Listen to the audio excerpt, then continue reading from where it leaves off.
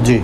ये पूरा वाकया क्या है? देखिए, मऊगंज जनपद में विगत 15 वर्ष से राम कुशल मिश्रा जी, जो उनका मूल पद है पीसीओ का है, लेकिन पीसीओ के साथ बीपीओ भी हैं।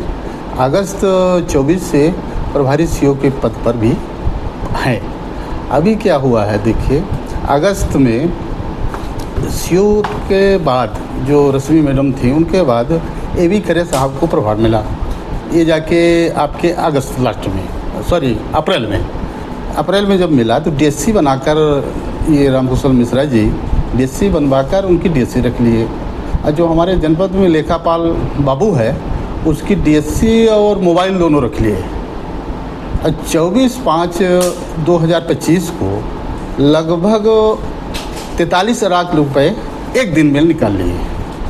ये राशि जो है यस इंटरप्राइजेज में दिए, प्रदीप इंटरप्राइजेज में दिए।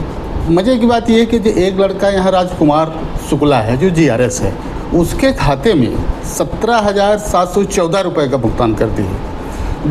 दूसरी बात यह है कि एमकेएस को 20,21,915 रुपये का भुगतान हुआ।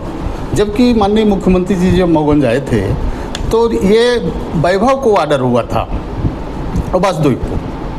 वैभव को 18 पंचायतों में भोजन देना था, जो 4,62,000 रुपये का भुगतान होना था। अब वासुदेव को होना था 5,28,000, लेकिन इन दोनों को न देकर एमकेएस को भुगतान कर दिया। ये बहुत बड़ा घोटाला है। एमकेएस कौन है? ये मनोज कुमार सोंधिया कोई है, ये एमकेएस उसका फर्म है। फर्म कहीं नहीं है, फर्जी रूप से चला रहा है, फर्जी रूप से इनके भुगतान में खाते में राशि गई है। आपने इसकी शिकायत कभी किसी को की? नहीं, पहली बार हम लोग से, हमारी जनपद बॉडी जो है, माननीय अध्यक्ष जी थी, उपाध्यक्ष थे, 8-10 और सदस्य लोग थे, सब लोगों ने मिलकर माननीय कलेक्टर साहब को दिया आवेदन। कलेक्टर साहब ने जिला सीओ साहब को जांच के लिए लिखा है और जल्द से जल्द इसमें प्रतिवेदन की बात करी है। यदि कार्रवाई नहीं होती तो फिर आपका अगला स्टैंड क्या होगा? हम लोग देखिए, अभी तो कमिश्नर के पास जाएंगे, एक हफ्ते बाद कमिश्नर के पास जाएंगे, नहीं फिर न्यायालय में दरवाज़ा खटखटाएंगे, न्यायालय में जाएंगे। क्योंकि भ्रष्टाचार के बार बार आरोप इनके ऊपर लग रहे हैं। देखिए भाई साहब, ये इनका पद पीसीओ का है। एक सचिव, ग्राम पंचायत का जो सचिव है, इनका ये पद है। ये भाई साहब 15 साल पहले ये जवा में थे, 13 लाख रुपए का इनके ऊपर गबन का मामला लगा था और ये जेल गए थे, कई दिन जेल में रहे, इसके बाद जमानत पर छूटे। ऐसे भ्रष्टाचारी को अगर सीओ का पद दे दिया जाएगा तो यही भ्रष्टाचार होगा। इस भ्रष्टाचार में किसकी किसकी भूमिका नजर आती है? ये में तो कुल मिला के भूमिका इन्हीं की है। ये भी खरे साहब चूँकि वित्तीय हैं, वो भी बच नहीं सकते, लायबिलिटी उनकी भी है, लेकिन मास्टरमाइंड ये रामकुशल जी हैं।